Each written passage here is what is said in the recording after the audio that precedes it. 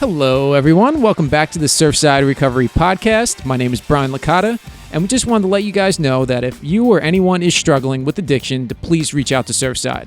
You can give us a call at 609-709-4205 or visit us at surfside.org and all of our social media platforms. This week, we had Dawn Belamarich from Recovery Centers of America. We talked about the landscape of the addiction treatment field, so please enjoy the show. Belamarich is my maiden name, but then I didn't change it, and then I tacked my husband's name on the end, but I don't use it. So Barry is his. Barry's his, yeah, like the fruit. Belamarich is my maiden name. It's like my wife uses fountain. 100% the same thing. That's how I get along with her. She's like, I'm not taking that name. Yeah. Just like that. She doesn't like Koch.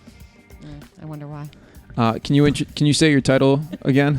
Sure. The executive director at Recovery Centers of America, Lighthouse, in Mays Landing, New Jersey. Excellent.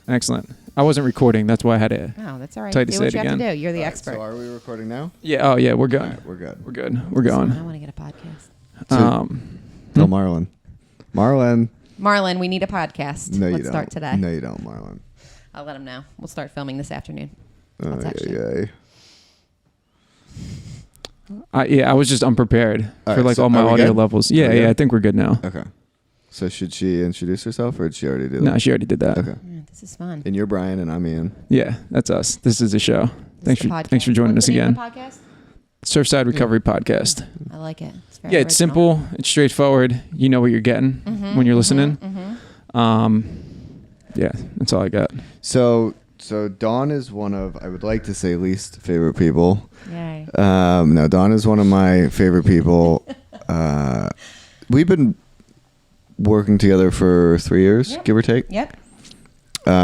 You came into the Lighthouse shortly after Recovery Centers of America bought it from the old Lighthouse. Almost a year. Yep. And That's when I first went there. Right as they were changing. When they got that new data That's system. when I visited there. You know when that, they went live with the electronic health record. Yes. Yeah, Avatar. Yeah. Well, it was really weird when I first went in there. They were doing everything on paper, and I was like looking at the girl. I'm like, you guys don't use computers. Right. It was really strange. That was the number one thing you thought when you came in there? Yeah. All right. Well, I'm glad we upped our game for you. they had a rough, even before Dawn was there, it was a rough transition. Absolutely. A lot of people were not happy. It was a lot of things going on. It was change, so nobody really embraces change that well. But, I mean, since then, I can say I came on in February 2016, it would be now. So I'm coming up on 3 years. No, February 2017. So I'm coming up on 3 years in February. But, I mean, we expanded from 53 beds to 133. So a lot of growth. We obviously have an electronic health record now, which is exciting. But we also have, 100 more staff members, Right. 80 more patients, and a lot more clinical programming. So a lot of changes since you've been there. But I'm glad we upped that game for you, documentation-wise. Huh, So, what do we want to talk about? Recovery? What about it? Stuff? What do you think? Let me ask you this. What do you think is the biggest barrier for people accepting treatment? Because let me also preface that with there's a difference between going to treatment and accepting treatment, right? Because Yes. and I say it all the time that treatment it's not like a thing. It's just more information. Right. They should be called information centers instead of treatment centers. Right. I see you smirking over there. It's the truth. No, it really is. If you understand different treatment modalities, at the end of the day, in a 30-day setting, the majority of it is going to be didactic work. It's going to be information. Stabilization. Yeah, processing and whatnot. So in my opinion, and obviously, this is just my perception of the way things are going, there is a huge barrier with people with just kind of surrendering and accepting that there's change that's going to happen. I mean, that's the number one thing I'm seeing. So I agree with you wholeheartedly. 30 to 40 days is really just stabilizing and starting this kind of understanding of what has to go into this, right? Because this is a lifestyle change. This isn't a 30-day. There is this understanding right now that I went to treatment, so I have recovery. So I'm good now. I'm yeah. good. I'm straight. Like, I don't have to do anything else. Which is bullshit. And it's sad. Yeah. Because the recidivism rate is through the roof with that thinking. It's people keep coming back. Well, I already did this. And it's trying to get people to understand you haven't done anything. You have to kind of embrace this fact that your whole life is going to be different. You're going to be uncomfortable. You're going to be scared. You're going to have to change. This is just kind of that initial lower level foundation of getting you to that point day in and day out. I talk about this all the time, and obviously, working with the Surfside guys a lot and having them come back and mentor other people is this understanding that it's going to be scary, but recovery is an inpatient treatment. And, when you come in the doors, that's taking an initial step to basically say, I want the information, I want the education, but recovery is a day in, day out process. Mm-hmm. One of my favorite RCA staff is Peter Barbuto. I thought you were going to Don Belamarich. You're mine. And I've talked about Peter, and Peter well, and so Peter's up. He's one of the corporate guys, and what I love that he says all the time is that, our job is really to get people stabilized and get them to the next place. That's right. I think we talk about this all the time. In my opinion, one of the reason why there's such a high recidivism rate is because people go before they're ready to make any changes. Like they just get sent. Like what happened to me is I would go to rehab just because I didn't have any other options and I had good health insurance. Right. So I would go because I can get cleaned up, I can get fed, I can get into a new sober living, I could start making money again, and then start the process all over. Right. So what do you think? So I think you're actually a great example. 100%. Yeah. So what do you think, like, how did it shift? When did it get to the point where it was like, oh, I can't just keep hanging out. I actually got to do some work if I want to change my life. Well, I think that all comes within, whatever your real first step is. But for you, I'm asking you specifically. Because this is helpful to other people. I got to tell you, like there are people coming in 30 times the treatment that are your age that are saying, I'll do something differently this time. I'm going to go to sober living before I start using again. Mm-hmm. Like they're saying that same thing over and over again. So and we've had guys at Surfside who've been to 20, 30 plus treatment 100%. centers. Yeah, I think I did like 12, 15. And there's a difference, something like that. Right? Because one of our our favorites, right, has been to a gazillion. Mm-hmm. And he often admitted prior to his time at Surfside was that was like the first time he really wanted to try to change. Right. All those other 10 days, 5 days, 2 weeks here. I mean, there was times where he was literally going in going in with the intention of getting prescribed Suboxone so he could abuse his Suboxone. Mm. And so what was it that for you got to that point that was like, I can't just keep going in and out of treatment. I've got to do something different. Yeah, so it probably started 2 years before I actually got sober. It was when I was living out in California, and I was, pretty much homeless and, staying up for like 2 weeks at a time. Mm-hmm. But then I came back to Jersey, and then I went into treatment, AMA'd at like 10 o'clock at night or something like that, and then went on a really hard run for like another year. But the part that really made me want to get sober was that my brother wasn't talking to me. My mom wasn't talking to me. I was living in a house in East Camden for like a year. And then my dad stopped talking to me. And he was the last one that kind of cut me off from my family. And once that happened, I got sober like 2 weeks later. Do you know, I wish we could like phone a friend and get your mom on the phone. That would be awesome. I got to get her down here. Yeah, we'll get Gail on the I'd podcast. like to meet Gail too. She's great. Do some family work with Gail. She's a travel agent. If you need to go anywhere, you can give her a call. I'd like to go somewhere tomorrow. Shameless plug. She just got back from Florida. I'm going to Cabo in 3 weeks too. Really? You should have booked it with my mom. Could have saved you some pennies. I'll hit Gail up next time. Thank you. Did somebody coach Gail and your dad through it and kind of said like, look, you need to like hold some boundaries and you need to cut this kid off? My mom has been in Nar-Anon probably for 5 years. Which sucked, but was like good. Sucked for you. Yeah, it was good for her. Great in the long run. Like I hated it 5 years ago, but now it's like it's really, really nice. So for people who don't know, Nar-Anon is what does that stand for? It's basically Al-Anon for it's a Narcotics Anonymous meeting for family members and loved ones of someone in the NA fellowship. What does Nar-Anon stand for though? I'm gonna look it up. Go ahead, keep going. It's like the same thing with Al-Anon. Al-Anon, yep. Mm-hmm. But I know what Al-Anon stands for. What does Al-Anon stand for? Alcoholics Anonymous. families? Yeah, I think it's the same I think thing. it's Narcotics Anonymous, Probably yeah. is. Yeah. But yeah, my dad, I don't believe he may have been to a couple Nar-Anon meetings before, but that's not really his bag. Right. And me and him were always super close. We're still super close now. I talk to him pretty much at least once or twice a day. But once he kind of made that cut, my brother definitely was much easier for him to do it. Right.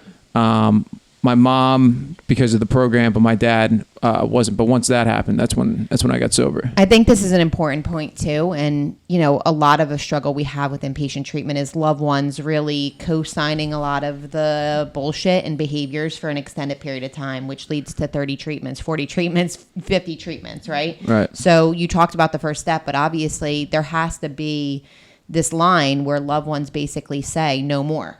Right? I'm not going to talk to you. I'm not going to feed your disease. I'm not going to support you. You can't live here.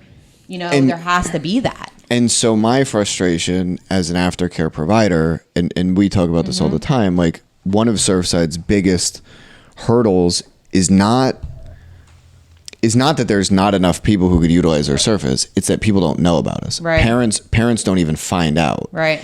And what's so frustrating is that when the parent is calling the therapist looking for guidance, Right.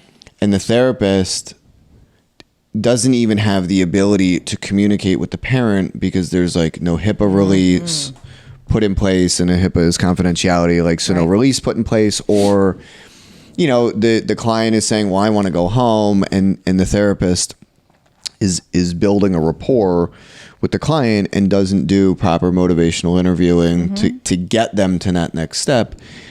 Families don't even find out about different options, Right. you know, and they don't go anywhere. They end up going back home. And then people look around and then they'll say things like, oh, well, RCA doesn't work because, you know, the client has been there 6 times or 2 times or Right. whatever. But like the reality of it is like it's not about RCA not working. Right. It's there are these like all these other hurdles There's barriers, that right. are put in place. And I think that you and I just talked about this morning, but what Brian says is really important because we have to be the stabilizer to push for what that individual needs to get well, regardless of whether they want to do that or not, right? So if someone's not motivated, and you mentioned it, how many treatments did you go to? I don't know. 15? 12 to 18, Okay. something like that. So, you know, it's I have okay no to be idea. a Enough. human being and not be motivated, Yeah. right? That's what Right. human beings do.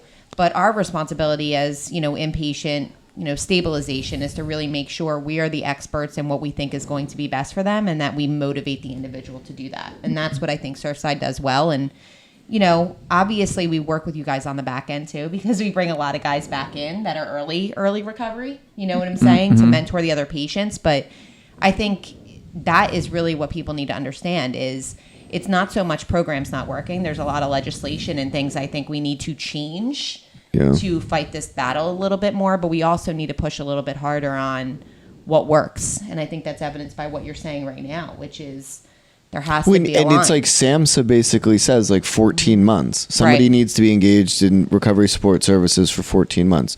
So the like alternative, Right. which really gets me wound up is this like, okay, well, Johnny doesn't want to do shit, so we'll give him a recovery coach who had 15 hours of training and we'll consider that He has a certificate though. yeah, recovery He has a cert. coaching. And you know what I mean? And it's just like, you know, like I was always taught, like the mentors that I had when I was going through school and early on in the field basically said like, you can't lie to an addict. Right. Like you should never tell them it's going to be okay. Like it's not. Right. Like that's the reality. Like it is But I not think going to be humans, okay. right? You can't, Yeah. I mean, like part of, and listen, I'm not in personal recovery, so just being totally transparent, but as a human being, I can't control anything that happens next. So I think when we set people up who are very like used to their own level of kind of, it's chaos, but it's their controlled chaos, and we say everything will be fine in 90 days. If someone told me that as a non-recovery, you know, personal recovery, I'd be pissed off. Yeah. Like I can't control what happens tonight. I can't, you know, the best of my ability, I can just kind of embrace what happens and take it as it comes. But we set people, I think there's a lot of this mentality is inpatient treatment right now is recovery. And you and I just talked about It's not, this. yeah. If you come in for 30 days, you are set.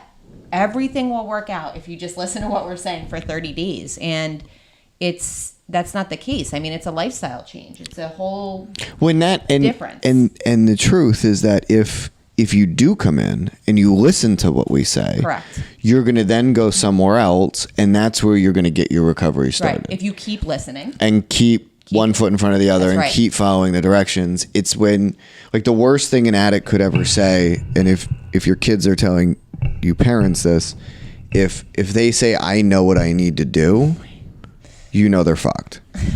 Like, they're fucked. And that's the reality. And I think that this is good too, because I see the podcast every week, and I see that there's loved ones and families and stuff watching it. It's important too.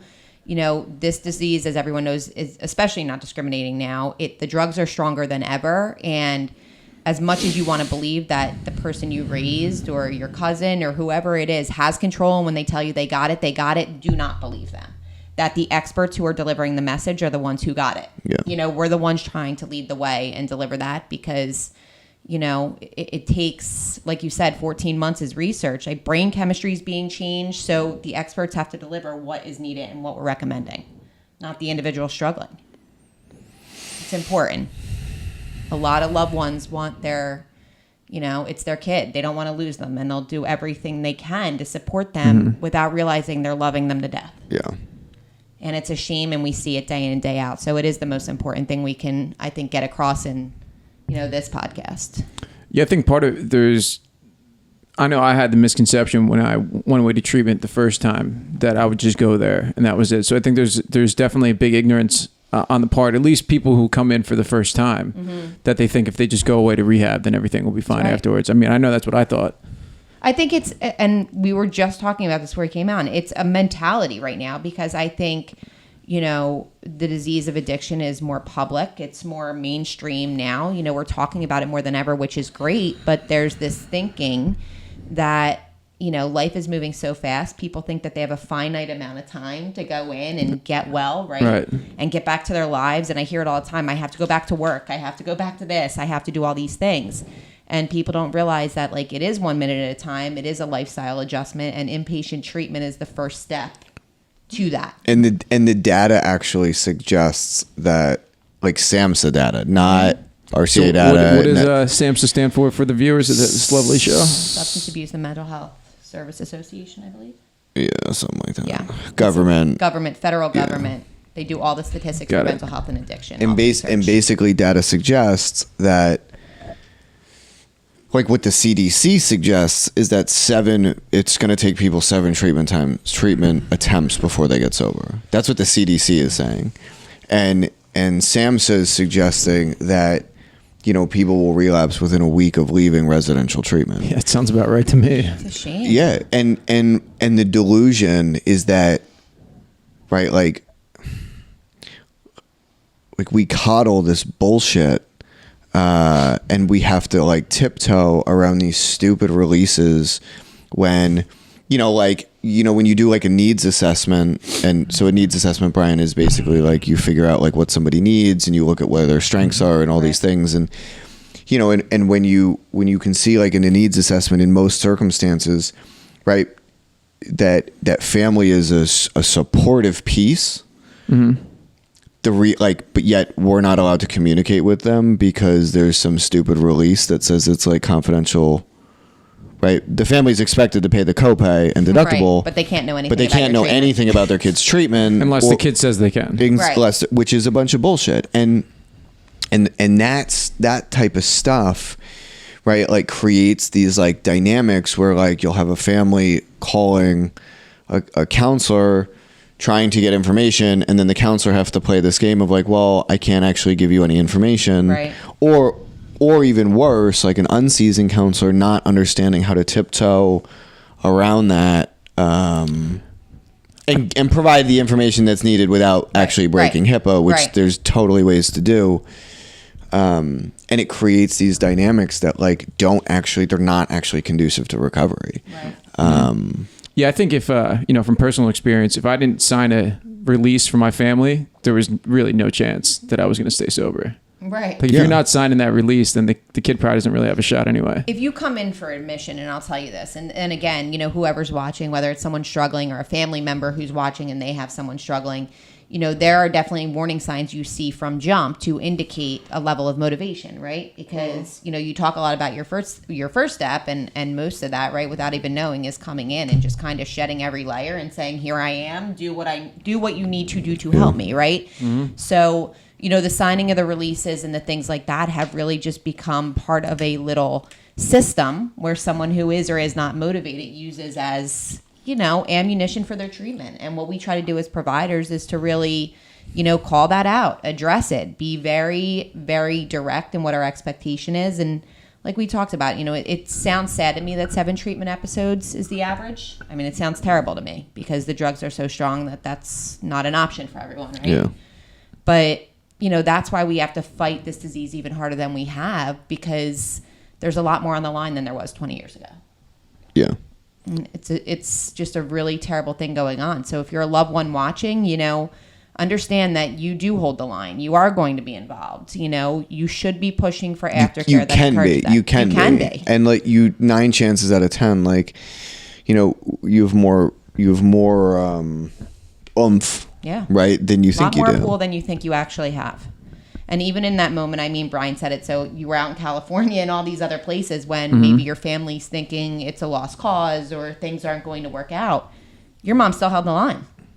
When you get back into treatment, your mom's basically like, listen, I'm in my own support program. I know the drill, and I'm not going to waver on this. Yeah, one thing that she did when I was living in Camden right before I went to get sober for the last time. Right. My dad came, and I couldn't get into treatment until the next day. And my mom said I could sleep in the garage if I wanted to sleep in the garage. And I was like, I'm definitely not doing that. When is Gail coming? So I'd like to meet. I'm going to spend some quality time with her. Yeah, she's great. Gail, you're fantastic if you're watching. I can't wait to meet you. But it is. It's like it's holding that line. And, and a lot of parents will say oh, well, my son or my daughter is an adult. And they're talking 40. And I'm like, so what? There's always boundaries. There's always some sort of line that you can hold. And there's also a difference.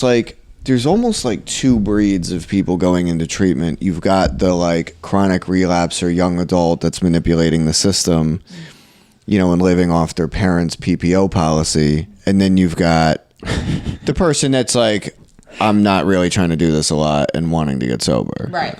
I'm going to do this one time and be done. Yeah. And I will say that too, you hit on the adult piece, because this is probably the bane of my entire existence, right? Is I'm an adult, and that includes, humans 18 and older on paper. You have to, as a loved one, realize that individual is really resorting back to the age of first use.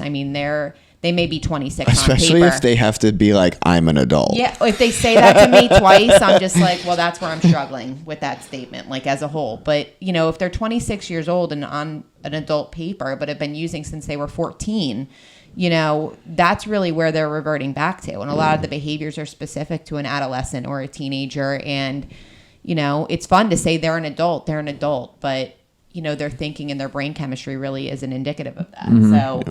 it's a struggle, because on paper we have people that are adults, and that's why it's even more important that loved ones hold that line, because that individual, adult or not, right, is going to need you, is going to need something from you, is going to rely on you, and that's where we can all be in the battle to fight the addiction. So let's shift gears slightly. Do you know anything about outcome-based reimbursement? Mm-hmm. Yes. So can you talk a little bit about that and where you think things are potentially going? So I feel like as an industry, it's becoming more payment based on goals being met, right? Outcomes being achieved, which, in our industry would essentially be recovery or aftercare of some kind, right? So from the knowledge I have at this point, the insurance companies, I believe state insurance, Medicaid and stuff of that as well, are looking to place specific metrics in place that treatment providers would have to have their patients achieve in order to get continued stay and recommendations for those aftercare options. So is that they would have to meet certain goals while they're in your care? Both. So right now, insurance companies based on medical necessity criteria, which is essentially for anyone watching is ASAM criteria. So there are 6 dimensions that we use to measure the acuity of someone's addiction And then that will indicate whether they need like detox or like outpatient groups. So what are some of those metrics? So like Withdrawal. psychiatric, withdrawal would be number one for detox, right? So if you're using a substance where, opiates, benzos, alcohol, where... So we just did an intervention with a kid, 19-year-old, crystal meth, reporting that he had not used for a week. Mm-hmm. So he was trying to sabotage the intervention. Right. So he didn't qualify for detox. Luckily, his family had a PPO policy, and we could take him to a partial care. So, like, the criteria is really, and this is where the insurance companies, we're advocating for our patients we are seeing the human, right? They're just getting criteria. Right. But the other dimensions include, like, recovery, relapse potential. So if there's been multiple relapses in the past, then we may advocate to do something differently. That's what we do with every patient coming through the door. But then there's also psychiatric, so mental health, if they need to have psych services, consults, and continued med management. And then family. I will be honest with you, like a real huge core component, and in my opinion, something outcome-based that would be really important is the involvement of loved ones in their treatment. So, we do tell all of our patients, and we say, listen, we want to advocate for you, but we need these loved ones involved. We need you to loop them in. We need to have contact with them. We want to have sessions with them because this is the environment we're sending you back into. Right. So in the way I understand it is so that's getting them in the deal, but with this outcome-based reimbursement, the more or the better outcomes ultimately based on better care. Right. Means higher reimbursements. And agreed. And the purpose of that would be better recovery for them. Right? So sure. All these, yes, better outcomes, more driven payment based on those outcomes. But it also, I think that they're looking at 7 treatment episodes and saying, what can we do differently? If we figure out that these things work, we can get them at time 3 or 4. Well, and I think we're also looking at, right, like you good? You're good. I ask you every time you do that. I should know you just do that. Yeah, we're also looking at like insurance companies. I mean, what it comes down to is insurance companies are tired of paying. Mm-hmm. If the average stay is inpatient is $25,000 to the insurance company, and somebody's doing that 7 times before they get sober, right. I mean, that's like it's a lot of money. Yeah, it's almost $200,000. And the hope would be too. Listen, I'm don't work for an insurance company, right? I work for human beings, and that's my goal is to help save people's lives. Is for individuals who go to treatment 12 times mm-hmm. to have to say themselves on time 3, maybe I should find some motivation. Maybe I should figure out, like, living this life is not the way I want to live my life and kind of surrender to what is this time instead of coming in to try to, cheek my Suboxone or get an extra script or, get a nice place to stay for 5 days. It's that... if we're really indicating that we're only going to have people covered if they're really motivated to work on goals and come in and we're pushing for that, then we have more people in recovery and working towards that sooner. Like that's really the ultimate goal. And, we'll see how it works because I do think the drugs right now, like fentanyl is a totally different player in the game. I'm seeing people leave treatment with an urge and a craving like I've never seen before. So we'll see how it goes. But I think on our end, we're just going to keep trying to save people's lives, right? And get them the best plan. What are you guys seeing in terms of crystal meth right now? Big comeback. I do see it as less of a primary at this point, but definitely a secondary substance of abuse coming in. Over the last 90 days, I would say, maybe 6 months, more prevalent than I have in a long time. Do you want to know why? Why? Suboxone. Oh, yeah? And Vivitrol. So what would Vivitrol? Nothing. It blocks the opiates. You got to get high. So we're using something else. So this is some of the stuff that like we talk about more on the 12-step end of things is that, right, like it's not so much the substance, it's the restless, irritable discontent, mm-hmm. the internal discomfort that triggers a mental obsession, which is I want to feel different. And then once the person uses, they can't stop. So right. Because we've allowed a pharmaceutical company to clean up the mess that the pharmaceutical company made, we shouldn't trust that, number one. Number two, right, Suboxone is abusable, but definitely helpful for the opiate addict. Right. Vivitrol is not abusable, but is also helpful for the opiate addict to block the use. So what'll happen is these folks are getting put on these meds to suffice not having to do recovery. It's like their negotiation, right? So they get some of this, and then they still want to get high, so they start using crystal meth or cocaine again and things like that. Yeah, it's starting to become a lot cheaper out here on the East Coast too. I mean, when I lived out west, not everyone, but there's a lot of people who, like, crystal meth was huge out there. Like the way that there's an opioid epidemic out here, like all the people who are homeless and like out on the street. That was the drug of choice out there. Yeah, all crystal meth. Wow. Yeah. Andrew just came in the door. He's very Congrats, happy that buddy. the Nats won the World Series. I know you weren't on the team, but we're proud of you. Yeah.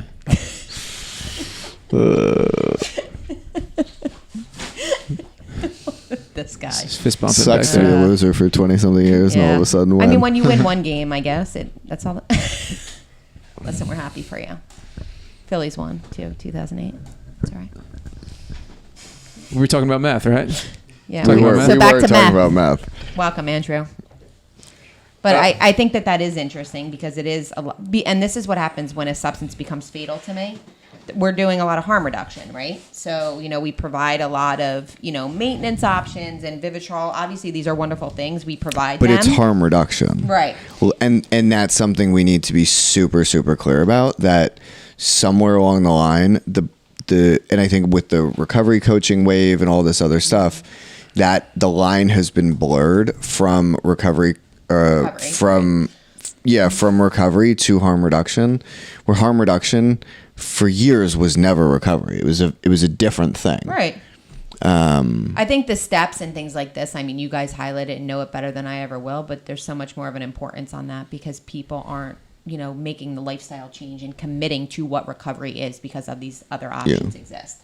And what you're saying is so true. As meth makes a comeback now on the East Coast, it'll be another drug in 10 years, another drug after that. And, that's the importance of really just the lifestyle change. And we just happen to have something that's like really deadly right now. Right, right. Exactly. Where treatment centers have still existed and people have still been getting clean and people still have been using. But like now with the fentanyl, people started to die. Yeah. And we see this, I mean, at RCA, I tell patients this all the time. Recovery existed long before you and I were even on this planet. So, and it was 12-step based, right? Yeah. That was the philosophy of it. So I'm sure that, there's something outside of what you're doing now that you can do because it's been happening for, 100 years. Yeah. So I think getting back to the 12 steps, and we have a 12-step recovery structure, but we need to emphasize that more. Mm-hmm. We have 100+ patients in treatment right now, and everyone, are trying to meet them where they're at. But what's crazy is like that group that I do over there. So for those that don't know, I do just a big book group once a week. There's literally people who will avoid going to my group because they're back for the 9 millionth time and they don't want to hear it, which is insane. Mm-hmm. So they make up every excuse possible to not have to go to group. Listen, the God thing, I don't like believe in the 12 But that's the funny stuff is like I don't even talk about that stuff. Yeah, they probably just don't like you. Well, I know because we blast them with like facts. Yeah. No, like, but it's like, and look, and I don't know all the counselors over there, but there's definitely like no coddling. Like it is a very clear, like this is the deal. Like go be about it. Yeah, like this is the deal. Like I don't know what you're gonna do, but I mean, I do think too, like younger generations, one of the things we're seeing is like it says God, it says God, it says God, right? It's like, listen, calm down with all that. You know what I'm saying? Like, let your higher power be your grandmother. Like, I don't care right now. But, like, go work a program that's going to help make the lifestyle change you need to not come back here again. So I'm writing a training for CEUs for through NADAC. It's called through NADAC. It's called. Sounds interesting. It's called. I just remembered. It's called something like. You could do a whole show on Ian and Dawn, just banter, witty sarcasm. It's like forget about the steps or forgot about the steps or something like that. And basically, the idea is how step 1, 2, and 3 are directly proportionate to prior to getting into treatment, being an initial treatment, and then how that can fall apart as quickly as that. right? I Because like if you really think about it, like when somebody is dialing 1-800-RECOVERY in that moment, they're admitting that they can't do it on their own. That's right. Right. So they walk in and they're also believing, like in that whole process of like getting the bed scheduled, giving insurance, all that, they're believing that RCA can restore them to sanity. Step 2. Then they get in and they're like, the staff is like, all right, give me your stuff, give me your phone. They hand it over. So in that moment, they've now done step 3. They've turned their will and their life over. Then their detox meds wear off and they're like, whoa, wait a second. This? What just happened? I need my stuff. I have to leave. I got to go pay the Comcast bill. Yeah. I have to leave Gotta today. get back to work. Yeah, gotta go. Right? And it's like, so all of a sudden the ego rebuilds. Yeah. And there's some old writings by a guy named Harry Thibault who writes about how to really get sober, there needs to be like an earth-shattering breaking of the ego, where someone becomes really in a position of humility. And right, like after the detox meds wear off, you can start to see like, is there really a sense of humility where someone's broken and is willing to continue in that state of turning their will and their life over to that power, aka Kelly or Jen Dolan or one of the therapists, one of the therapists, RSS. like okay, Ramona, I won't smoke here. Well, they turn that over fairly quickly. And it's like, and that's the way that stuff works. And that's a lot of what I've been doing in that group is like really trying to break this down for people. Like the hoop that they need to jump through is not as big as they think. Right. However, the truth is like, I'm convinced like they're not there to get clean. They're there as a way of like, milking the system, and which sucks because that takes, good hardworking people and their facilities and can technically turn them into shit because there's also a benefit though too, like, from all the treatment centers that I went to, all 12, like they all contributed to the part to when I actually got sober. Right. But I think like what you say is really true. And for a lot of people, right, because we do have a ton of people that return for various episodes that go to all the groups, right, that are getting the, the full therapeutic benefit. And on paper, like face value, look like they're engaging, right? But I think what you said is, a way I never thought of it is out of that desperation, when you call 1-800-RECOVERY, you're essentially starting your, powerlessness, turning it over kind of process. But when you become a little bit more clear-headed without the substances, you really decide. No, I'm good. Or am I willing to do this? Am I ready to do this? Am I willing to do this? And, even the people making that committed effort at face value are still not working through that internal stuff that they need to say, I surrender to what is. I'm going to keep doing this once I leave. And there's some guys that come back to that group who've been there multiple times, and and I kindly pick on them, and they they allow it. I make sure I'm not embarrassing people, but and the ones that participate who've like sat in my groups and can remember the things I was talking about, like the lessons that they can teach the others is like, wow, yeah, like I sat here and I liked his groups because they weren't boring. However, I listened, but I didn't hear. I didn't think I needed to do that. Like I thought I was going to be different. This is why when we bring the guys back in, and I say this, so you have some guys obviously in Surfside now that came through RCA that are going to come back and, just basic kind of mentoring the other patients. Sure. The purpose of that is for them to see, I came here 12 times. I came to RCA 12 times. Now I'm 6 months clean. Here's what I did differently this time. Yeah, that 12th time. You know what I'm saying? Here's what I did differently. Here's how you can avoid it. Here's how you can have the life and the smile that I have on my face and the kind of, happiness and contentment that I have. Here's how you can have that too. That's the value out of that, because you're right.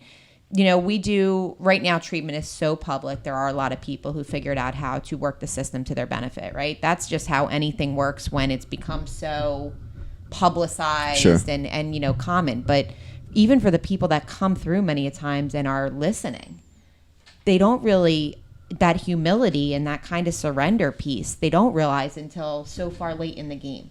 And I think that is a great CEU training, and I would love to offer it because I would love for patients to hear it. Yeah. At some point you surrendered. You gave it over. You gave it up. You came in here, you handed me your cell phone. I wouldn't give anyone my cell phone.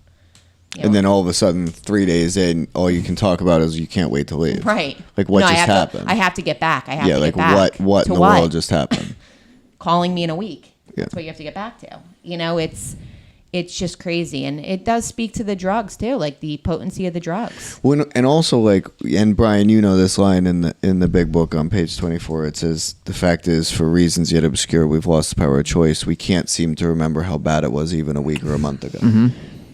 Like and that was a paraphrase, but you know, like at a certain point in time, we can't seem to remember the suffering and humiliation of a week or a month ago. Yeah, right? and then the other thing too that always used to bring me back out, like after the third rehab, like I knew that I was a drug addict. I knew I had a problem. I knew once I started, I couldn't stop. You know, I knew once I stopped, I couldn't stay stopped. And you know that everything's gonna turn to shit. Like, it ain't gonna work out. But the mental obsession's so strong that you're just like, fuck it. Because the only way to let that go is to actually use, you know? And I see it now. I mean, I tell you all the time about people that run out, and these are intelligent humans. It's not the inability to piece together. I have literally nowhere to go. running out like right. animals. It's not the inability. There's not an inability to piece together. Like, I have nowhere to live. I don't know how I'm going to get drugs. I don't know. You know, my kids won't talk to me. But it's this obsession, and you know, I've seen it a lot more potent with fentanyl.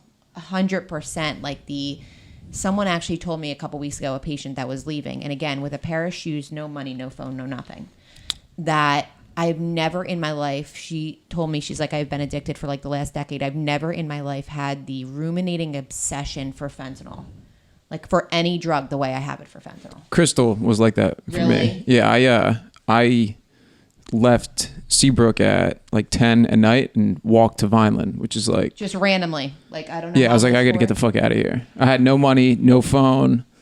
I just had like the clothes on my back, and I stole the blanket from Seabrook because I knew I was going to get cold. Respect. But I mean, I walked. There was absolutely no plan whatsoever, no service, anything like that. Like, But I just, you see, like, and this is I what just I rolled tell out. people too, like, and I'll follow people down the street because obviously I'm, you know, semi-insane myself to kind of just keep fighting it. And a lot of times we do get people to turn back, right? Because they're like, where am I going? Like, I don't got anywhere to be. Like, what am I doing? Once I walked out and You they should get dropped an me off at the electric bus skateboard. stop. And I just, don't. like, I actually follow. like cardio, so I don't really want to skateboard. I'd rather follow you to Atlantic City. But you know, the sad part is like, it's so insane, and we're like, I see people using all this like intelligence and ability to score drugs in a place they've never been to in their entire life, and that could be, I mean, they could be running Microsoft.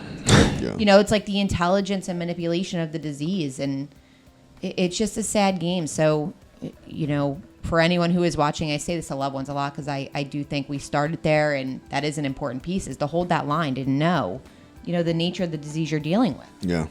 You don't want to love anyone to death. It's good stuff. Cool. Do you have any closing thoughts, Dawn? That was really a good closing thought. Good. Well, I'm just glad that you guys had me, and I'd Thanks love for to come coming. back. I love a good podcast. Good. I love some witty banter with Ian. Nicole's going to be jealous. That's all right. Hi, Nicole. We're going to get you on here, Nicole.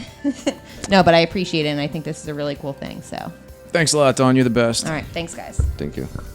Thanks for watching the show, and stay tuned for next week's guest, Damiso Josey. As always, if you or someone you know is struggling, please reach out to Surfside. You can give us a call at 609-709-4205 or get us on the web at surfside.org.